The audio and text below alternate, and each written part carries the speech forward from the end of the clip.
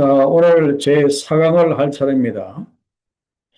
먼저 전체 4강의 핵심적인 주제를 먼저 말씀을 드리면은 이제 이 말씀을 함께 풀어나가는데 도움이 될 것 같습니다. 자, 4강의 제목으로는 사람이 떡으로만 살 것이 아니라라고 나와 있는데 그것은 전체 핵심 주제라고 이야기할 수는 없고요. 오늘 이 본문의 말씀을 보면은 파트가 1, 2로 그렇게 나눠져 있는데 파트 1에서는 너는 하나님의 성민이라고 말씀을 하십니다. 이것이 이스라엘 백성들을 6절에 보면은 너는 여호와 내 하나님의 성민이라 그렇게 말씀을 하셨습니다. 이스라엘 백성들을 하나님께서 하나님의 성민으로 그들을 택하셨다. 그런 내용이에요.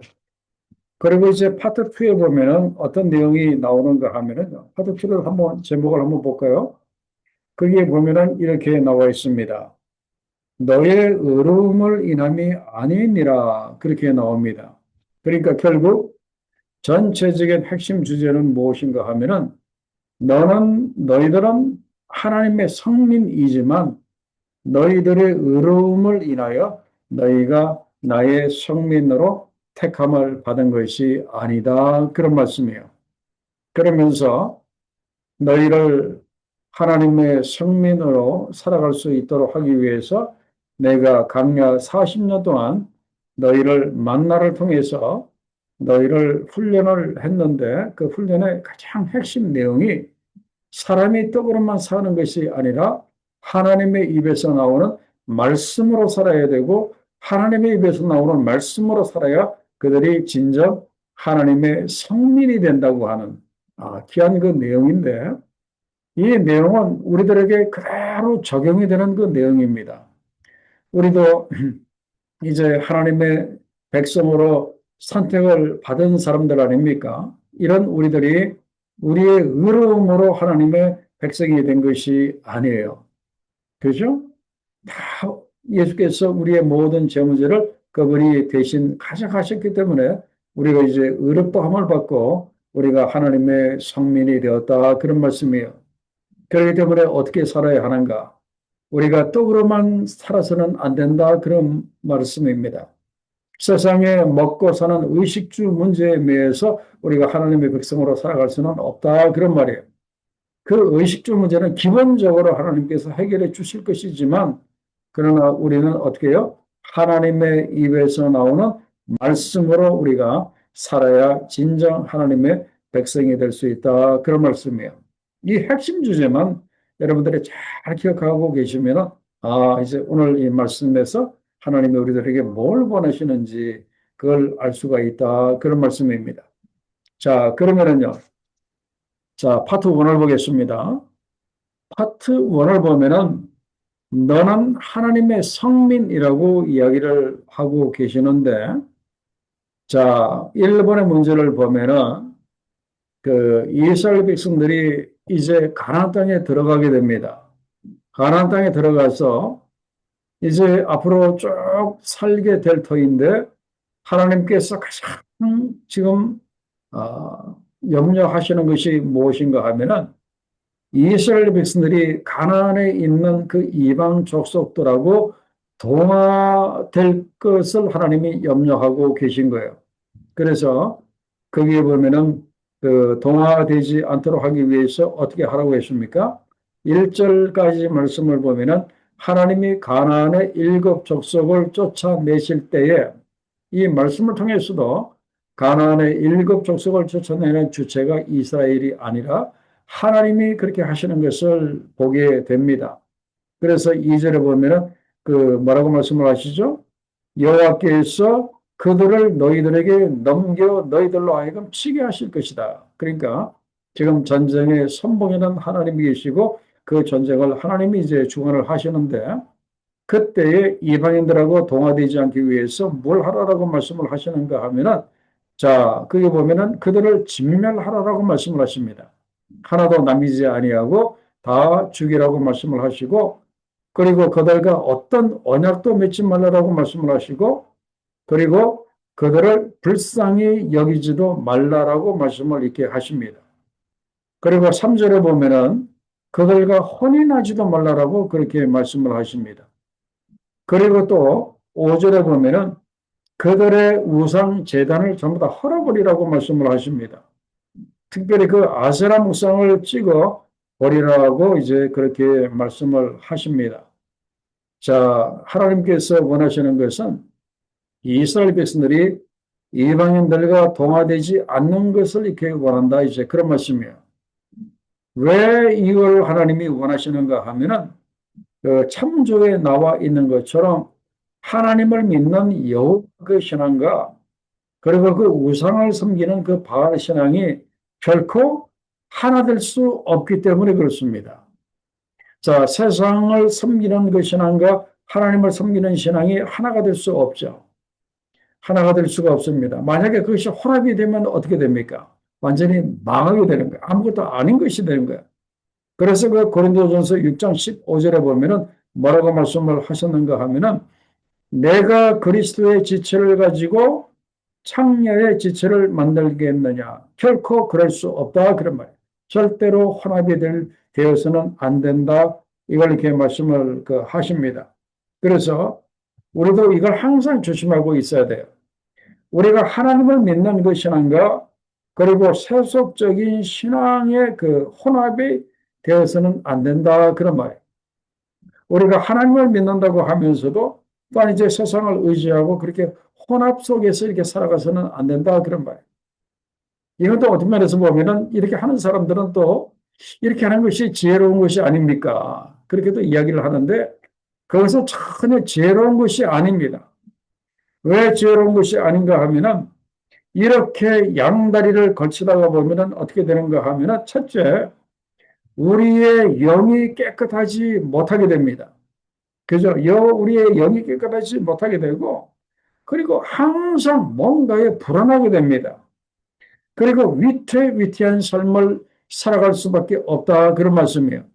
그렇기 때문에 우리가 여호수아가 마지막에 이스라엘 백성들에게 결단을 촉구한 것처럼 바알을 섬기든지 여호와 하나님을 섬기든지 양당 간에 결단을 하라고 한 것처럼 우리는 분명히 한쪽을 우리가 선택을 해야 한다. 그런 말이에요. 하나님을 섬기기로 했으면 끝까지 하나님을 섬기는 그쪽으로 우리가 가야 한다. 그런 말씀이에요. 이것이 하나님의 성민이 되는 첫 번째 길이에요. 그죠? 자, 그러면서 그 다음 질문을 보면은 그 뭐라고 말씀을 하고 있는가 하면은 왜 가나안 족속들과 동화가 되면은 안 됩니까? 하는 것이 나오는데 첫째 앞에서는 제가 이렇게 말씀을 드린 것처럼 여호와 신앙과 바알 신앙이 결코 하나가 될 수가 없기 때문에 그러하고 그들이 또 성민으로 살아가기 위해서 그렇게 해야 된다 그렇게 나와 있는데 그리고 그것보다도 더 중요한 것이 있습니다. 그것이 무엇인가 하면은 자 7장 6절로 8절에 보면은 그렇게 나오는데 자 거기에 보면은 뭐라고 이렇게 말씀을 하셨는가 하면은 자 8절을 잘 보세요. 8절에 보면은 너희의 조상들에게 하신 맹세를 지키려 하심으로 라고 이렇게 나와 있어요. 그러니까 조상들과 맺은 언약을 지키기 위해서 이스라엘을 하나님이 구분을 하셨고 또 조상들하고 맺은 언약을 지키기 위해서 이스라엘 백성들이 절대적으로 가나안 족들과 동화가 되어서는 섞여서는 안 된다 그런 말이에요. 아니 어떻게 아브라함의 자손들이 어떻게 가나안 족속의 사람들하고 섞일 수가 있겠습니까? 어떻게 언약의 백성이 비언약의 백성들하고 어떻게 섞일 수가 있겠는가 하는 가 이제 그런 말이에요.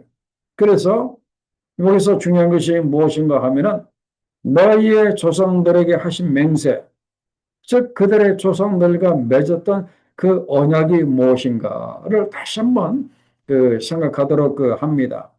여러분 이제는 제가 하도 많이 말씀을 드려서 하나님이 이스라엘 백성들하고 맺은 언약이 무엇인지 아시죠? 그 하나님께서 그들의 조상 아브라함과 하신 그 언약 약속을 먼저 생각을 하시면 됩니다. 그것이 창세기 18장 18절에 보면 나와 있어요. 그게 뭐라고 나와 있는가 하면은 아브라함은 강대한 나라가 되고 천하 만민은 그로 말미암아 복을 받게 될 것이 아니냐 그렇게 말씀을 하셨어요. 이것이 바로 하나님이 이스라엘 백성들과 맺은 언약이고 이것은 또한 하나님이 세상과 맺은 언약이라고도 할 수 있어요. 그 어떤 내용이 그런가 하면은 천하 만민이라고 하는 단어 때문에 그래. 그게 보면은 천하 만민은 세상은 그런 말미암아 누구예요? 아브라함으로 말미암아 아브라함의 후손으로 말미암아 복을 받는다. 자, 아브라함의 후손이 구체적으로 누굽니까? 바로 아브라함과 다윗의 자손 예수 그리스도를 말합니다. 그러니까 아브라함의 자손 그 천하 만민은 아브라함의 자손 예수 그리스도로 말미암아 구원의 복을 받게 될 것이다. 영생의 복을 받게 될 것이다. 천국의 복을 받게 될 것이다. 그런 말씀이에요. 그래서 예수 그리스도를 통해서 세상이 구원의 복을 받게 하고자 하신 것, 이 약속이 바로 하나님이 이스라엘에게 그리고 그 조상 아브라함과 맺은 그 언약이에요. 그리고 이 언약을 지키시기 위해서 하나님이 누구를 택하셨다? 이스라엘을 성민으로 택하셨다. 그런 말씀이에요. 그래서 하나님이 이스라엘을 성민으로 택하신 이유는 오직 한 가지입니다. 그들을 통해서 그들의 자손 예수 그리스도를 통해서 세상을 구원하고자 하는 그 목적입니다. 이건 또한 우리들에게도 똑같아요. 자, 오늘 이제 장로님들, 권사님들 이렇게 나오셨는데 하나님이 우리를 택하신 이유가 뭡니까? 똑같아요. 그 베드로전서에도 말씀이 나와 있지만 하나님께서 우리를 왕 같은 제사장으로 쓰시기 위해서 우리를 부르셨다 그렇게 말씀하셨어요. 자, 왕 같은 제사장은 못하는 사람이라고 했습니까? 사람들의 믿지 않는 사람들의 죄 문제를 가지고 하나님 앞에 나가서 죄 문제를 해결해주고 그들로 하여금 구원받고 그들로 하여금 영생을 누리도록 하는 그 일을 하기 위해서 하나님이 우리를 왕 같은 제사장들로 택하셨다 그런 말씀이에요. 그러니까 이스라엘을 그렇게 택하신 것이나 우리를 택하신 것이나 그 목적은 똑같습니다. 그래서 이스라엘도 아브라함의 자손이고 우리도 누구의 자손? 바로 아브라함의 자손이다. 그렇게 볼 수가 있어요. 그래서 아브라함의 자손들의 목적은 세상 구원에 있다 하는 그 사실을 여러분들이 꼭 기억을 하셨으면 좋겠어요. 자, 그러면서 하나님께서 이스라엘을 이제 세상을 구원하시기 위해서 그들을 이제 성민으로 그렇게 택하셨는데 그러면서 그들에게 무엇을 약속을 하셨는가 하면은 자, 이번의 문제를 약속하셨어요. 자, 뭔가 하면은 너희가 내 말을 지키면은 어떻게 복을 주신다고 했습니까? 거기 보면은 자, 구절 중반절에 보면은 하나님을 사랑하고 하나님의 계명을 지키는 사람에게는 천대까지 은혜를 베푸신다 그렇게 말씀하고 있어요. 천대까지 은혜를 베푸신다고 말씀을 하고 계시고 그리고 12절에서도 똑같이 말씀을 하고 계십니다. 너희가 이 모든 법도를 듣고 지켜 행하면 너희 하나님 여호와께서 너희 조상들에게 맹세하신 언약을 지키시고 그죠? 방금 전에 그 창세기 18장 18절에 그 언약을 지켜주시고 그리고 너희들에게 인애를 베푸신다라고 말씀을 하십니다. 그래서 그 13절로부터 마지막 16절까지는 하나님이 그들에게 어떤 인애를 베풀어 주실 것인지 그 이야기가 쭉 나옵니다. 하나님의 말씀을 잘 지키면 이런 은혜를 베풀어 주신다. 그렇게 말씀하고 계세요. 이건 이스라엘뿐만 아니라 우리들에게도 동일하게 주시는 그 인애입니다. 자, 13절을 보세요. 너를 사랑하시고 하나님이 우리를 사랑하시고 우리들에게 복을 주시고 번성하게 하십니다. 그리고 토지 소산과 곡식과 포도주와 그리고 기름을 풍성하게 그렇게 주시고 그리고 소와 양을 풍성하게 번식시켜 주시고 그리고 14절에 보면은 그 하나님께 복을 받음이 만민보다도 훨씬 더 많은 그 복을 받게 하고 그리고 이스라엘 중에는 생육하지 못하는 그러한 그 짐승이 없고 모든 질병을 하나님께서 없애 주실 것이다. 그렇게 말씀을 하고 계십니다. 이런 그 인애, 이렇게 약속하신 그 인애가 지금 2026년 이스라엘에게 이 인애가 임했는지 여러분 한번 찾아보셨어요? 찾아보니까 그대로 이 말씀이 이루어졌더라고요. 어떻게 이루어졌는가 하면은 지금 현재 이스라엘이 세계 경제 규모로 볼 때에 25위권에 들어가 있습니다. 그 나라는 그 조그만 나라인데 인구도 1,000만이 안 되는 조그만한 나라. 인구 숫자로만 따지면 전 세계에서 한 95위 정도밖에 되지 않는 아주 그 조그만 나라. 서울시 인구보다도 적은 그 나라가 세계 경제적으로 볼 때는 25위권에 그렇게 올라가 있고, 그 다음에 놀라운 사실은 이 군사력. 이스라엘의 군사력은 대단합니다. 세계 15위까지 그렇게 올라가 있어요. 물론 우리 대한민국보다는 조금 약하죠. 우리 대한민국은 세계 5위권에 들어가 있다라고 하더라고요. 이 군사력이. 그러나 이스라엘의 군사력은 세계 15위고 그리고 경제력은 세계 25위권입니다. 상당히 이러한 그 하나님의 그 인애를 베풀어 주시겠다는 그 축복의 말씀이 그대로 지금 그 임했던 것을 여기서 알 수가 있어요. 그래서 그 다음 질문이 굉장히 중요한데 이 질문은 제가 여러분들에게 드리고 싶은 그 질문이에요. 한번 답을 한번 해보세요. 하나님의 말씀대로 살면 복을 받는다고 생각하십니까? 복을 받는다고 생각하세요? 예, 지금 이게 다들 고개를 이렇게 끄덕끄덕 하시는 거 보니까 다들 아멘 하시는 것 같아요. 하나님의 말씀대로 살면 이게 복을 받아요. 이건 우리가 그렇게 될 거라고 유추해서 생각하는 것이 아니라 이건 하나님의 약속이기 때문에 그래요. 자, 신명기 28장 2절에 하나님이 약속하셨어요.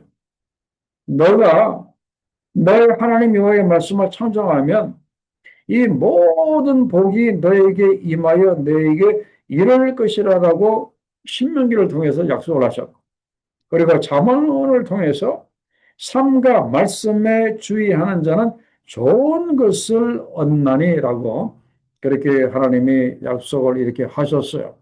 그렇기 때문에 말씀대로 사는 것이 축복의 비결인 것을 여러분들이 꼭 아셔야 돼요. 그런데 어떤 사람들은 아주 이상한 소리를 하더라고요. 아니, 뭐, 목사님, 뭐, 복 받기 위해서 뭐, 교회에 이렇게 나갑니까? 라고 생각을 하는데, 자, 그 말이 틀립니까? 맞습니까? 잘못된 말이에요. 복 받으려고 교회에 나가는 걸 이상하게 생각하는데, 그러나 그렇지 않아요. 성경 구약의 말씀을 보면은요, 하나님은 어떻게 말씀을 하시는가 하면은, 너희가 나를 믿으면은요, 그 말씀대로 너희들의 너희들 집에 쌀이 나오고 기름이 나온다고 그렇게 말씀을 하십니다. 그죠? 잠언 16장 20절에 그렇게 했잖아요. 삶과 말씀에 주의하는 자는 좋은 것을 얻나니 먹고 사는 데 있어서 필요한 좋은 것을 주신다 그런 거예요. 우리 한국 사람들에게는 쌀을 주고 한국 사람의 가정에는 기름을 그렇게 주신다 그런 말씀이에요. 그렇기 때문에 우리가 하나님에 대한 믿음과 하나님으로부터 받는 이 축복을 분리해서 생각을 해서는 안 돼요. 하나님을 잘 믿으면 하나님이 복을 받게 하시고 자손들이 복을 받게 하십니다. 이걸 우리가 믿어야죠. 우리 자손들이 이렇게 잘 되죠. 뭐 우리가 하나님 믿는 것이 고생으로만 끝난다라고 생각하시면 이건 이게 잘못된 거예요. 우리가 하나님을 잘 믿으면 우리가 복을 받고 그리고 우리 자손이 분명히 복을 받습니다. 그리고 우리가 하나님의 말씀대로 살면은 하나님께서 우리를 축복을 하신다 그런 말씀이에요. 우리를 축복하신다. 그죠? 그리고 우리가 또 한 가지 알아야 할 것은 이 복이라고 하는 것은 우리가 만드는 것이 아니라 하나님이 주시는 거라고 하는 것을 우리가 분명히 알아야 되고, 그리고 첫 번째는 무엇인가 하면은 우리가 말씀대로 살면은 굉장히 중요한 그 유익이 있습니다. 말씀대로 살면은 말씀이 나에게 어떻게 역사를 하는가 하면은 나를 힘들게 하는 이 죄의 사슬을 끊어줍니다. 우리가 말씀대로 살고자 하면은 나를 늘 힘들게 하는 이 죄라고 하는 사슬이 내 발목을 이렇게 잡잖아요. 그걸 끊어주고요. 끊어주고, 그리고 인생살이의 고단함에서 자유를 누리게 한다. 그런 말씀이에요. 무엇이에요? 말씀이 그렇게 한다. 그런 말이에요. 자, 이 말씀이 어디에 있는가 하면 제 말이 아니에요. 요한복음에 있습니다. 요한복음 8장 31절과 32절에 나와 있어요. 너희가 내 말에 거하면 참으로 내 제자가 되고 진리를 알지니 진리가 너희를 자유롭게 하리라. 그렇게 말씀하고 있어요. 바로 진리가 너희를, 하나님의 말씀이 너희를 자유롭게 한다. 그런 말씀이에요. 나를 힘들게 하는 것들로부터, 나를 얽매이고 나를 괴롭히는 것들로부터, 사단 마귀로부터 나를 자유롭게 하는 것이 바로 진리고, 바로 하나님의 그 말씀에 거할 때 우리가 이런 복을 받는다. 그런 말씀이에요. 그리고 또 한 가지 중요한 것은 네 번째, 우리가 하나님의 말씀대로 살면은요, 그 하나님의 말씀이 우리를 거룩한 백성으로 만들어줍니다. 여러분, 우리가 어떻게 하나님의 거룩한 백성이 될 수가 있어요? 우리가 내 의지로, 내 노력으로 어떤 사람들처럼 수도원에 가서 수십 년 그렇게 정말 그렇게, 어? 그렇게 하면서 그걸 통해서 물론 조금은 그렇게질 수가 있겠죠. 세상 사람들하고 조금은 달라질 수가 있겠죠. 그러나 그걸로 우리가 거룩하게 되는 것이 아니에요. 신약 성경의 말씀에 보면은 우리가 말씀과 기도로 거룩하게 진다라고 성경은 분명히 나와 있어요. 그래서 우리가 하나님의 말씀을 의지하고, 그리고 하나님 앞에 우리가 간절히 기도할 때 우리가 우리의 죄도 생각날 거 아닙니까? 그때마다 또 회개하고 또 말씀대로 그렇게 살고자 하고 말씀을 깊이 묵상하게 되면은 그 말씀이 우리를 거룩한 말씀으로, 거룩한 백성으로 우리를 만든다, 그런 뜻이에요. 그래서 말씀의 능력. 그리고 또 한 가지, 다섯 번째는 뭔가 하면은 말씀은 성령의 칼입니다. 성령의 검이에요. 그렇기 때문에 우리가 말씀을 가지면 누구를 이길 수 있는가 하면은 산 마귀를 이길 수 있다. 그런 말씀이에요. 그렇기 때문에 이 말씀대로 살면은 엄청난 복을 받습니다. 첫째는 의식주 문제가 해결이 되고요. 그리고 또 한 가지는 내 삶에 자유를 주고요. 그리고 나를 거룩한 백성으로 만들고요. 그리고 또한 나로 하여금 사단 마귀를 이길 수 있게 해준다. 그런 말씀이에요. 그렇기 때문에 말씀대로 사는 것은 엄청난 축복이에요. 그렇기 때문에 여러분들이 말씀을 다 가까이 하시고 묵상하시고, 그리고 말씀이 나에게 어떻게 하라는 깨달음을 줄 때 바로 순종하기만 하면 이런 복을 여러분들이 받습니다. 자, 그러면 3번을 봅니다. 3번을 보면은 이제 이스라엘 백성들이 이제 그 성민이 돼서 거기에 들어가서 이제 제사장 나라로서 이제 그들이 가나안 땅에서 살게 될 터인데, 그때에 이스라엘 백성들이 이제 그 부딪힐 문제를 하나님께서 이렇게 말씀을 하시는데, 그것이 무엇인가 하면은, 자, 두려워하는 문제입니다. 누구를 두려워하는가 하면은 그 가나안 족속, 일곱 족속은 굉장히 전쟁을 잘하는 아주 강한 족속들입니다. 지금 여러분들이 보시면 아시잖아요. 그 중동, 팔레스타인 그 주변에 있는 그 중동의 나라들을 보세요. 그 유약하고 신락한 나라들이 있습니까? 물론 경제적으로는 아주 뭐 못 살고 그러지만 아주 싸움을 이렇게 잘하는 사람들이에요. 전쟁을 이렇게 잘하는 그 사람들. 그 팔레스타인 사람들 아주 못 살지만 그래도 이스라엘을 이렇게 쳐들어올 정도로 싸움을 아주 이렇게 잘하는 이렇게 사람들이에요. 그렇기 때문에 백성들이 걱정을 할 거라, 그런 말이에요. 이 민족들이 나보다 많으니 내가 어찌 그들을 쫓아낼 수 있으리요. 너희들이 그런 걱정을 할 것이다. 그런 말이에요. 그래서 그들에게 하나님이 18절에 말씀을 하십니다. 그들을 두려워하지 말라고 말씀을 하십니다. 그리고 너희 하나님 여호와께서 바로와 온 애굽에게 행하신 것을 기억을 하라라고 이렇게 말씀을 하십니다. 자, 이걸 보면은 우리가 현실의 이 두려움을 극복하는 그런 그 길이 세 가지가 있음을 우리가 여기서 발견을 할 수가 있어요. 그 첫째는 무엇인가 하면은 현실을 두려워하지 말고 누구를 바라보라? 하나님을 바라보라, 그런 말이에요. 여러분, 우리가 이렇게 살아가면서 아무 염려 걱정 없이 사는 사람이 있습니까? 없죠. 아무 이런 문제 저런 문제로 염려하고 두려워하고 그렇게 살아가는데, 이럴 때 우리가 누구를 바라보아야 되는가 하면은 살아계신 하나님을 우리가 바라봐야 돼요. 여러분, 하나님이 보입니까? 물론 우리 눈에 안 보여요. 그러나 우리가 무엇으로 하나님을 볼 수가 있는가 하면 우리의 영으로 하나님을 볼 수가 있어요. 내 영은 하나님을 느끼고 내 영은 하나님을 본다, 그런 말씀이에요. 그렇기 때문에 이 하나님을 보려면은 우리가 기도를 아주 깊은 기도에 우리가 이렇게 들어가야 됩니다. 깊은 기도. 그리고 또 한 가지 영어로 기도하는 것이 참 중요해요. 방언으로 기도하는 것도 참 중요합니다. 그럴 때 우리의 영이 하나님을 인식하게 되고 우리의 영이 하나님을 바라보게 된다. 그런 말. 그리고 또 이렇게 안 되더라도 우리가 우리의 그 믿음으로 우리가 하나님을 바라볼 수 있어야 돼요. 안 보이지만 우리가 믿음으로 우리가 하나님을 바라볼 수 있어야 된다. 그러면 두려움을 다 극복할 수 있다. 그런 말이에요. 그리고 두 번째는 무엇인가 하면은 그 기억하되라고 말씀이 18절 하반절에도 나와 있고 19절에도 이렇게 나와 있어요. 이 기억하는 것이 참 중요해요. 하나님의 역사를 기억하는 것이 중요하다. 그런 말씀. 그래서 이스라엘 백성들은 하나님의 그 역사를 기억하지 않기 위해서 날마다 그 사람들은 성경을 얼마나 많이 암송하고 얼마나 많이 그 아이들에게 말씀을 가르치고 심지어는 어떤 사람들은 그 성경을 기록한 그 말씀을 종이 쪽지를 이 상냥각에다가 집어넣어서 이마에 붙이고까지 그렇게 다니잖아요. 그 정도까지 그렇게 한다 그런 말씀. 그리고 세 번째 우리가 그 두려움과 조급함을 극복하고 승리하려면 우리가 어떻게 해야 되는가 하면은 그 21절에 나와 있죠. 이 사실을 우리가 믿어야 돼요. 너의 하나님 여호와께서 곧 크고 두려운 하나님이 너무나 크신 하나님 그리고 두려우신 그 하나님이 너희 중에 계심을 우리가 믿어야 한다. 그래서 여러분들 이렇게 하세요.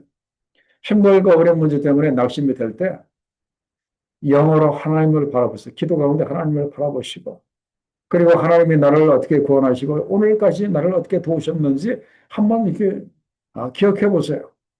그리고 세 번째 뭡니까? 하나님이 지금 나와 함께 하고 계신다는 이 사실을 한번 생각해 보세요. 그러면 이 두려움을 훨씬 더 여러분들이 잘 극복할 수 있게 된다. 이제 그런 말씀이에요. 그죠? 그래서 우리의 신앙에서 이 기억이라고 하는 것은 굉장히 이렇게 중요합니다. 하나님을 기억하는 것 중요해요. 자, 하나님을 가장 잘 기억할 수 있도록 하기 위해서 하나님이 우리들에게 주신 것이 있습니다. 그것이 뭡니까? 바로 성경을 이렇게 주신 거예요. 구약 말씀과 신약의 말씀에 성경을 이렇게 주신 거예요. 처음에 그 창세기 말씀을 이렇게 보면은 하나님이 그 에덴 동산을 만드시고 처음에는 하나님이 이렇게 말씀을 이렇게 주셨는데 사람들이 점점 그 말씀을 그 잊어가는 거예요. 그래서 하나님을 잊지 않도록 하기 위해서 하나님이 성령을 통해서 성령의 감동으로 성경을 이렇게 주신 거예요. 그래서 그 하나님을 잊지 않도록 그 말로만 전해지던 하나님에 관한 그 이야기를 이제는 성경으로 기록을 해주시고 그리고 영원히 보존할 수 있도록 그렇게 해주셨다. 그런 말씀이에요. 그래서 하나님을 가장 잘 기억하는 방법은 뭡니까? 성경을 열심히 읽고 묵상하고 하는 것이 가장 중요하다. 그런 말씀이에요. 자, 그러면 4번의 문제를 봅니다. 그리고 그들이 이제 하나님의 선민으로서 가나안 땅에 들어가서 조심해야 할 걸 또 말씀을 하시는데 그것이 무엇입니까? 그게 보면은 이 우상들을 다 버리라라고 말씀을 하십니다. 가증한 것을 너희 집에 우상을 집에 들이지 말고 그리고 그게 보면은 그 신상들 우상들을 전부 다 쪼개서 불살라 버리라고 말씀을 하시고 그리고 어떤 우상들은 금으로 그 쌓인 우상이 있고 어떤 우상은 금으로 쌓인 우상이 있을 거 아니야. 그래서 내가 저 금을 벗기면은 돈이 될 터인데 이런 말씀 생각을 품지 말고 아예 그냥 다 태워버리라고 그렇게 말씀을 합니다. 그래서 옛날에 그 모세가 어떻게 했습니까? 시내산에서 하나님의 말씀을 받고 내려왔는데 밑에 아론을 중심으로 해서 사람들이 뭘 만들었어요? 이것이 하나님이라고 금 송아지를 만들었잖아요. 금덩어리로 송아지를 만들었을 때 모세가 어떻게 합니까? 거기서 불태워가지고 그걸 가루로 만들어가지고 그 물에다가 섞어가지고 사람들로 하여금 이렇게 마시게 하잖아요. 그래서 그걸 보면은 그게 보면은 25절에 그것이 그런 말씀이에요. 그것에 입힌 은이나 금을 탐내지 말라 그렇게 말씀을 하십니다. 그렇게 하면은 너희들이 그 우상의 올무에 너희들이 걸리게 되고, 그리고 26절 하반절에 나와 있는 것처럼 너희가 진멸을 당할 거다. 이제 그런 말씀이에요.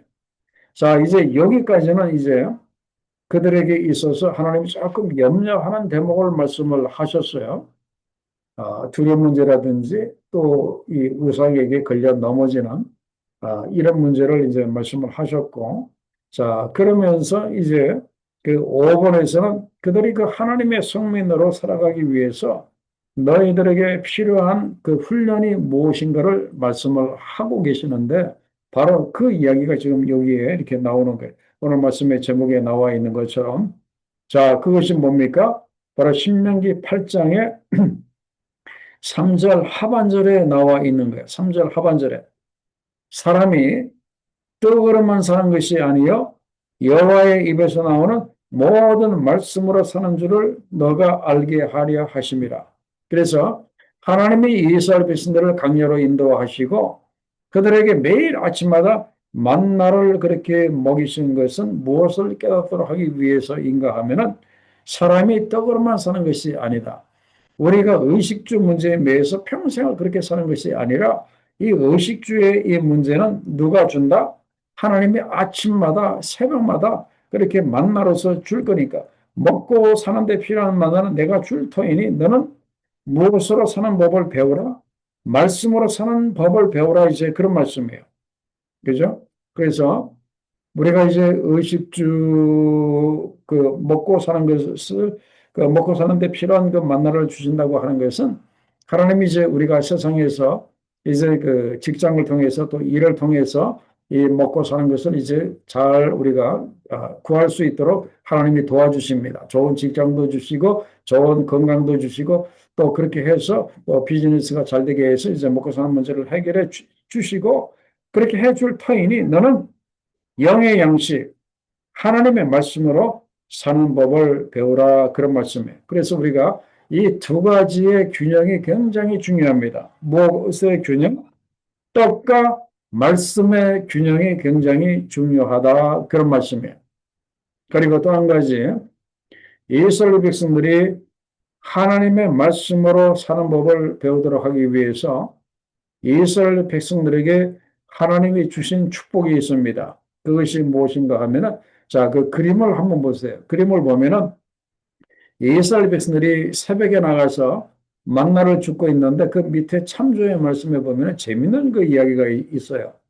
자, 40년 동안 너의 의복이 헤어지지 아니하였고 4절에 보면은 40년 동안 신발이 닳지 않아서 너희들의 발이 부러뜨지 아니하였다. 그렇게 나와 있는데 이거를 오해하는 사람이 있어요. 재밌는 그 이야기인데 어떻게 오해를 하는가 하면은 우리가 애굽에서 가지고 나왔던 그 옷이 40년 동안 한 번도 헤어지지 아니하고 그 옷이 점점 내가 나이 먹어가면 갈수록 옷도 함께 커져서 내가 10살 때 입었던 옷이 내가 40에 입어도 맞게끔 옷이 커졌다고 그렇게 생각을 하는 무서운 그 이야기가 있는데 여러분 그랬을 거라고 생각하십니까?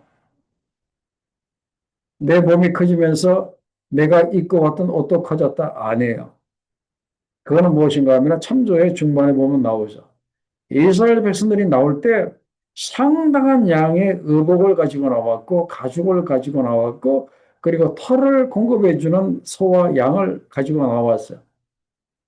그래서 이것이 너무나 풍부했기 때문에 이걸로 계속해서 옷을 만들어 입었기 때문에 40년 동안 옷이 닳아서 떨어진 누더기를 입은 적이 없었었다. 그런 말씀이에요. 그리고 신발도 마찬가지예요. 그 백성들의 그 신발도 가죽이 많고 그러했기 때문에 신발이 한 신발이 되면은 버리고 또 가죽으로 신발을 만들어 신고 다 그렇게 공급이 되었다 그런 말씀이에요. 그래서 그 하나님이 40년의 강야 생활을 통해서 그들을 훈련하신 것은 무엇인가 하면은 하나님의 말씀에 귀를 기울이고 하나님의 말씀에 순종하는 하나님의 말씀을 따라가는 그런 그 삶을 살도록 하기 위해서 그들을 훈련하시고 그리고 그렇게 하도록 하기 위해서 그들의 의복이 헤어지지 않도록 발이 부러뜨리지 않도록 굶지 않도록 나머지 먹고 사는 문제는 하나님이 해결해 주셨다 하는 것을 우리가 알 수가 있습니다. 그래서 우리는 다음 질문에도 나와 있지만 5번의 마지막 질문에도 나와 있지만 우리는 하나님의 입에서 나오는 말씀으로 우리가 반드시 이렇게 살아야 합니다. 그죠? 그렇게 살아야 해요. 그죠? 그래서 시편의 말씀에 그러잖아요. 나의 영혼이 주의 구원을 사모하기에 피곤하오나. 지금 나는 굉장히 힘들고 어렵다 그러면. 그러나 나는 주의 말씀을 바라나이다. 왜 다윗이 주의 말씀을 바랍니까? 하나님의 말씀이 이 심히 피곤한 자기의 영혼을 구원해 줄 줄 알았기 때문에 하나님의 말씀을 이제 바란다 그런 말이에요. 130편에서도 주의 말씀을 바란다 그렇게 말씀을 하고 있고 그리고 시편 143편은 참 은혜로운 말씀인데 우리가 이 말씀을 우리 심령에 좀 새겼으면 좋겠어요.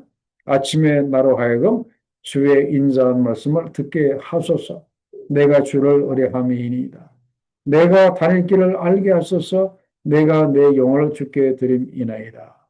그래서 아침에 나로 하여금 주의 인자한 말씀을 듣게 하소서. 그래서 새벽 기도를 가시든지 아니면 또 집에서 기도를 하시든지 새벽에는 주의 인자한 말씀을 듣는 것이 굉장히 중요하다. 그런 말씀. 이것이 우리를 살리기 때문에 그러하다. 그런 말씀이에요. 그리고 신약으로 넘어와서 야고보 선생은 아주 실제적인 그런 이야기를 하고 있어요. 지금 우리가 사는 이 세상은 한마디로 더러운 세상입니다. 그리고 악이 넘칩니다. 어떤 나라든지 악이 넘치는 그런 세상입니다. 이런 악이 넘치고 더러운 것이 넘치는 이런 이 세상에서 우리 영혼을 우리가 구원을 해야 하는데 이런 세상에서 우리 영혼을 구원해 주는 것이 뭐라고요?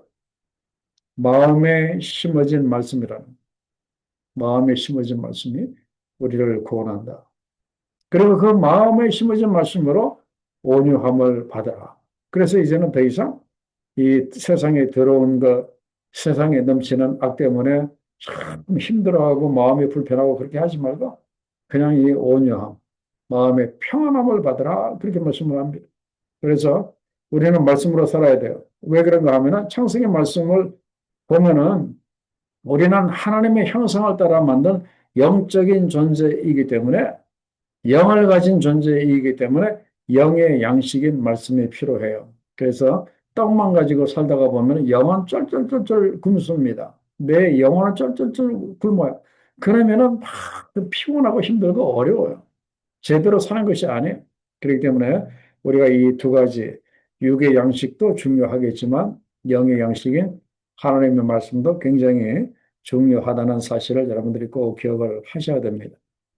자, 6번 말씀을 보면은 이제 이것은 또 축복의 말씀인데 이제 이스라엘이 들어갈 땅은 굉장히 아름답고 그리고 풍요로운 곳이다 하는 이야기를 하시고 자, 풍요로움을 누릴 때 너희가 또 조심할 것이 하나가 있다. 그것이 바로 14절의 말씀이에요. 내 마음이 교만하여. 자, 굉장히 잘 살게 되면 마음이 좀 교만해질 수가 있잖아요. 그래서 내 마음이 교만하여 너희 하나님 여호와를 잊어버릴까 염려하노라. 그렇게 말씀을 하십니다. 그래서 물질적인 풍족함 때문에 교만해지지 않도록 조심하라. 그런 말씀이에요. 근데 만약에 이렇게까지 경고했는데 너희가 어떻게 하면은요, 자긍하게 되면은 너희가 이렇게 될 것이다. 그런 말씀이에요. 19절에 보면은 너희들이 만일 너희 하나님 여호와를 잊어버리고 다른 신들을 따라 그들을 섬기며 그들에게 절하면 내가 너희에게 증거하노니 너희가 반드시 멸망할 것이라. 분명히 하나님의 말씀하셨습니다. 자, 그러면 파트 2를 한번 볼까요? 네, 제목이 뭡니까? 너의 의로움을 인함이 아니니라. 이 말씀은 이스라엘뿐만 아니라 우리들에게도 그대로 하나님이 하신 말씀입니다. 이스라엘 백성들이 성민이 된 것, 이스라엘 백성들이 왕 같은 제사장 나라가 된, 우리가 왕 같은 제사장이 우리가 된 것이 우리가 의롭기 때문에, 우리가 좀 경건하기 때문에 됐습니까? 절대로 우리가 의로워서 그렇게 된 것이 아니라고 말씀하십니다. 그죠? 그렇기 때문에 우리가 내가 조금 다른 사람들보다도 열심히 신앙생활하고 내가 다른 분들보다도 내가 조금 직분이 높다고 해가지고 우리가 그걸 좀 그렇게 좀 내세우고 그렇게 할 것이 아무것도 없다 그런 말이에요. 우리가 이렇게 된 것은 절대적으로 나의 의로움 때문에 내가 의롭기 때문에 이렇게 된 것이 아니다고 성경은 분명히 말씀을 하고 계십니다. 그 말씀이 어디에 나오죠? 바로 신명기 9장 4절에 보면 이렇게 나옵니다. 9장 4절에 내 공의로움으로 말미암아 여호와께서 나를 이 땅으로 인도하여 드려서 그것을 차지하게 하셨다 하라 마라. 하지 말라라고 분명히 말씀합니다. 내 공의로움 때문에 내가 참 어려운 사람이기 때문에 하나님이 나를 이 땅으로 인도하셨다. 그런 생각 절대로 하지 마라. 이제 그런 말이에요. 자, 그 이스라엘 백성들이 이 이스라엘 땅에 가나안 땅에 들어온 것은 무엇 때문에 그래 했다고요? 그 5절 하반절에 나와 있는 그 내용 때문에 그래 했다. 그런 말씀이에요. 너희들의 의로움 때문에 너희가 가나안에 들어온 것이 아니라 자, 첫째는 이 민족들이 악함으로 말미암아 너희 하나님 여호와께서 그들을 너희 앞에서 쫓아내 버리셨기 때문에 너희들이 가나안에 들어올 수 있었다. 그런 말씀이고 그리고 이 모든 것들은 무엇을 이루시기 위함이었다? 바로 그 조상들과 맺은 그 언약을 이루시기 위해서 이제 가나안 족속을 쫓아내고 너희를 들어오게 하신 것이지 너희들이 의롭기 때문에 너희들로 하여금 여기에 아니다라고 분명히 그 말씀을 이렇게 하고 이렇게 계십니다. 그죠? 이걸 이제 우리가 분명히 알아야 되고, 자, 이번에 보면은 이스라엘이 알고 기억해야 할 것이 무엇인가 그랬습니다. 자, 6절 하반절에 보면은 너는 목이 곧은 백성이라. 이걸 알라 그러면. 너는 목이 곧은, 너는 절대로 어려운 사람들도 아니고, 그리고 너희는 심지어 어렵지 않을 뿐만 아니라 목이 내 앞에서 목이 빳빳한 백성이다 그렇게 말씀을 하십니다. 그리고 너희가 옛날에 한 짓이 있다 그런 말. 그 신명기 9장 7절에 그들이 너희가 옛날에 나한테 한 짓이 뭐라고요? 너는 광야에서 너희 하나님 여호와를 경외하게 하셨던 일 이걸 잊지 말고 기억하라. 그런 일이 있었었다 그런 거예요. 그 일이 구체적으로 뭐였습니까? 바로 그 다음 질문이에요. 그 호렙산에서 하나님을 경노하게 한 일이 뭡니까? 모세가 하나님께 십계명을 받기 위해서 올라가 있는 동안에 그 그림에 나오잖아요. 밑에서 아론이 백성들하고 금송아지를 만들어 놓고 이것이 우리를 인도해 내신 하나님이라고 그렇게 했던 그래서 하나님을 경노하게 했던 이 일. 그리고 가데스 바네아에서는 어떤 일이 있었죠?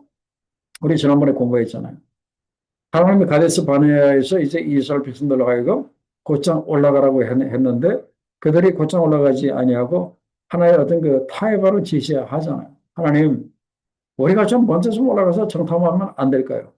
그래서 하나님도 그래 좋다.